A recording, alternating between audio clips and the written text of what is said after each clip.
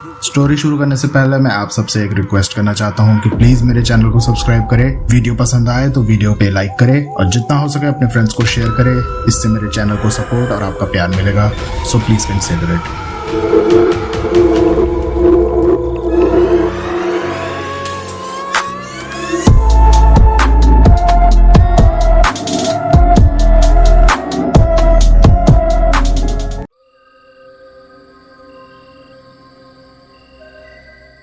एक वक्त पर शहर की सबसे भीड़ भाड़ वाली जगह यही थी, सिटी सेंट्रल मॉल। लोगों की आवाज़ें, बच्चों की हंसी, सेल्स की चिल्लाहट, हर कोना जिंदा लगता था। पर अब सिर्फ धूल है, और वो साया जो तब जागता है जब सूरज डूब जाता है। 4 साल पहले मॉल बंद हुआ।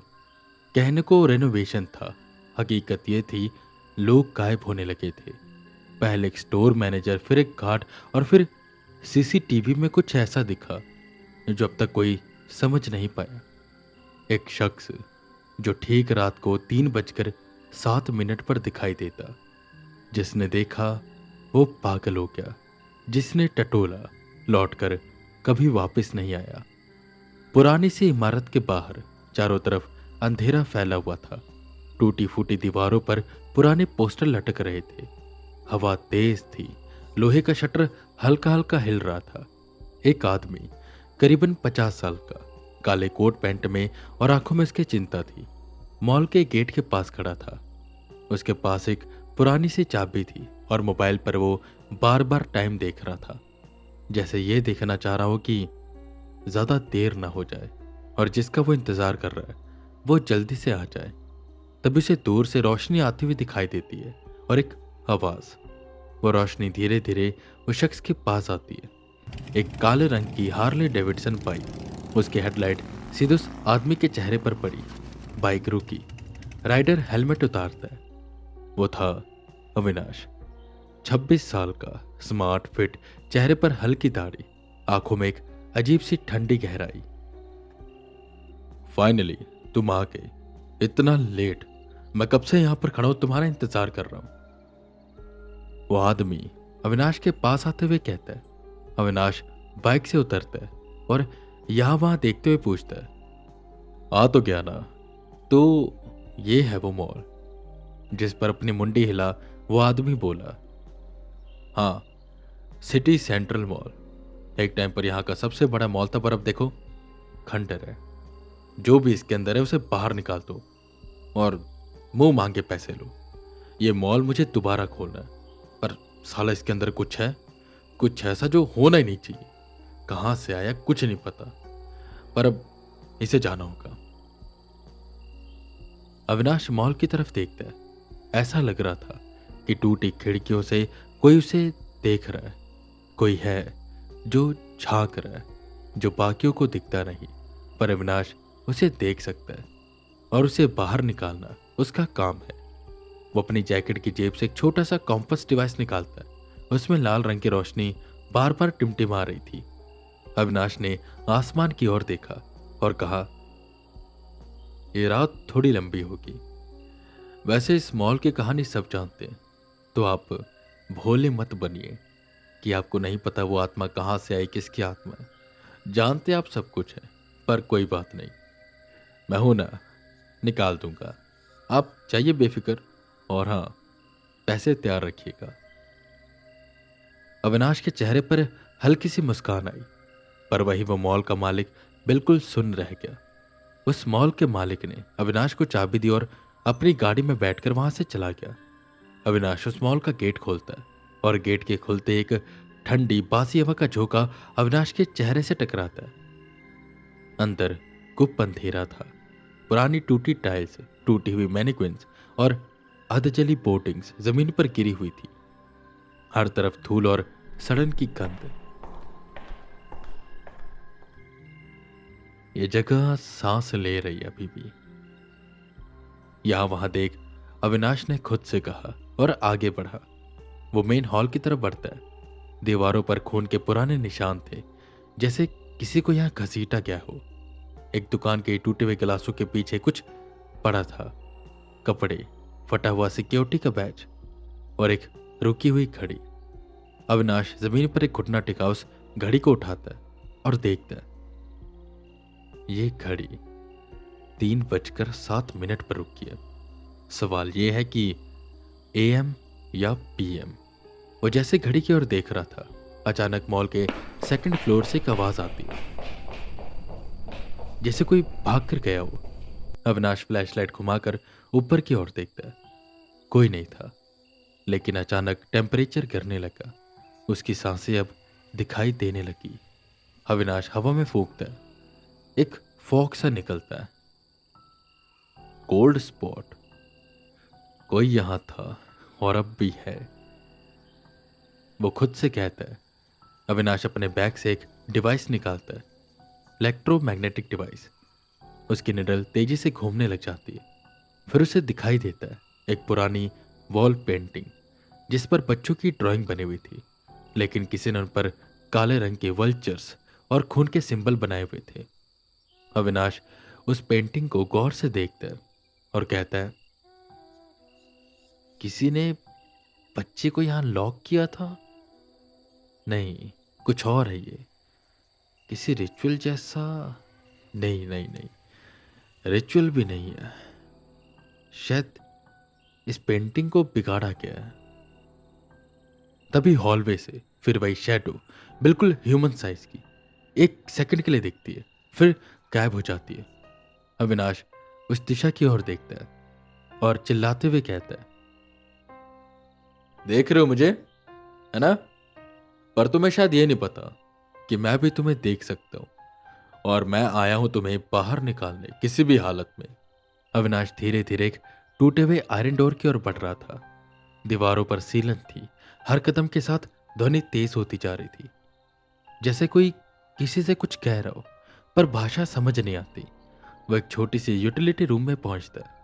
वहां पर पुराना CCTV कंट्रोल पैनल था जो अब भी चालू था और ब्लिंकिंग हो रही थी। वो एक डस्टी टेप निकालता है, उस पर लिखा हुआ था 13 अक्टूबर, स्टाफ रूम। ये टेप तो सब कुछ रिकॉर्ड हुआ था, पर उसे इन मॉल वालों ने ही मिटा दिया। कहानी सच लग रही है वो। अविनाश हैरान होते हुए खुद से कहता है। जैसे वो टेप चलाता है, अचानक जगह बदलती है, जैसे मॉल के अंदर कोई आत्मा है जो उसे खींच लेती है। कैमरा शेकी होने लग जाता है, फिर वही मॉल दिखता है, पर 10 साल पहले का। मॉल खुला हुआ था, कस्टमर्स थे, स्टाफ घूम रहे थे, लेकिन कुछ सुनाई नहीं दे रहा था। सब कुछ मौन था। एक स्टाफ रूम के अंदर एक आदमी, मॉल का मेंटेनेंस वर्कर, एक मासूम बच्चा अंदर लेकर जाता है।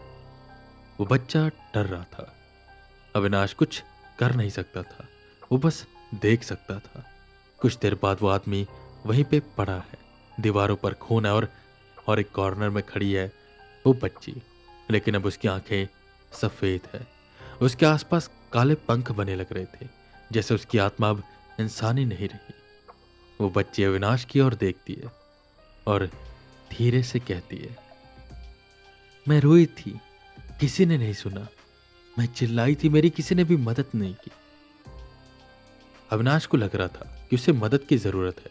वो उससे कहता है, तुम ये क्या बन गई हो? अविनाश जमीन पर गिर जाता है, अपने सीने पर हाथ रखता है और पसीने से भीग जाता है। तो यहां पर वो पाप हुआ था और अभी भी वो यहां पर है। मेरा सर पकड़ लिया उसने। उसकी सांसें भारी होती जा रही थी। वो मॉनिटर की ओर देखता है, जिसमें सिर्फ एक शैडो दिख रही थी उस बच्चे की, पर अब उसकी आत्मा वक्त के साथ क्रोधित होती जा रही थी और बदलती जा रही थी। अविनाश खुद को संभालता है, उसकी आवाज में कंपन थी। वो खड़े होते हुए कहता है, अब मुझे इन दोनों को फेस करना ही होगा। एक जिसने दुष्कर्म किया और एक जिसके साथ दुष्कर्म हुआ। एक की तो गलती है, पर उसे यहां पर रोक कर रखना ठीक बात भी नहीं। कहानी यह थी कि उस मेंटेनेंस वर्कर ने उस बच्ची के साथ कुछ गलत किया था। वो बच्ची मर गई थी। हालांकि डेड बॉडी बरामद हुई, पर पता नहीं चला कि किसने किया था। CCTV के साथ छेड़छाड़ हुई थी। कहा जा रहा था कि इसमें मॉल वालों का भी हाथ है। वो अपने मॉल को बदनाम नहीं करना चाहते, इसलिए उन्होंने सीसीटीवी फुटेज डैमेज कर दी। पर रात को वो मेंटेनेंस वर्कर वहीं पर साफ सफाई कर रहा था। 3:07। तब एक आत्मा आती उस बच्चे की और उसे मार देती है। अगले दिन वहां पर उसकी लाश मिलती है। दीवारों पर खून लगा हुआ था और उसे बेहद ही बुरे तरीके से मारा गया था। कुछ दिनों के लिए मॉल बंद रहा, पर जब खुला तो रोज रात को 3:07 पर उस मेंटेनेंस वर्कर की आत्मा दिखाई देती और बच्चे की स्पिरिट पूरे मॉल में घूमती और सबको तंग करती। मॉल को बंद कर दिया गया, यह कहकर कि रेनोवेशन होगा। बहुत वक्त से मॉल बंद था और अब उसका मालिक चाहता था कि यह खुल जाए, तो उसने अविनाश को बुलाया था, जिसे द वाइट रेवन के नाम से जाना जाता है। एक पैरानॉर्मल एक्सपर्ट जो मंत्रों के साथ और टेक्नोलॉजी के साथ इन आत्माओं से जगह को मुक्त कराता है, यह कहीं उन्हें मुक्ति दिलाता है। खैर, मॉल के बीच में एक बड़ा सा चौक सर्कल बन चुका था। अविनाश ने अपने टूल सेट कर दिए, काला नमक निकाला, कुछ पत्थर निकाले, एक पुरानी स्पिरिचुअल किताब। चारों ओर धुआं सा था, जैसे आत्माएं अब और छुपना नहीं चाहती। हवा भारी और टेम्परेचर नियर फ्रीजिंग। एक तेज हवा का झोंका आता है और अविनाश के इर्द गिर्द घूमने लग जाता है। आंखें उजली, शरीर से काले पंख गिर रहे थे। और फिर एक और हवा का झोंका आता है। उस आदमी की आत्मा थी, ट्विस्टेड फेस और आंखों में डर। वो दीवार के पास सिसक रहा था। अविनाश उस सर्कल के अंदर जाता है। उसकी आंखें बिल्कुल शांत थी। वो उन दोनों से कहता है, तुम दोनों इस मॉल में बंद हो। एक ने पाप किया और एक ने बदला ले लिया, लेकिन अब तुम दोनों यहां से जा नहीं रहे हो। तुम दोनों को जाना होगा।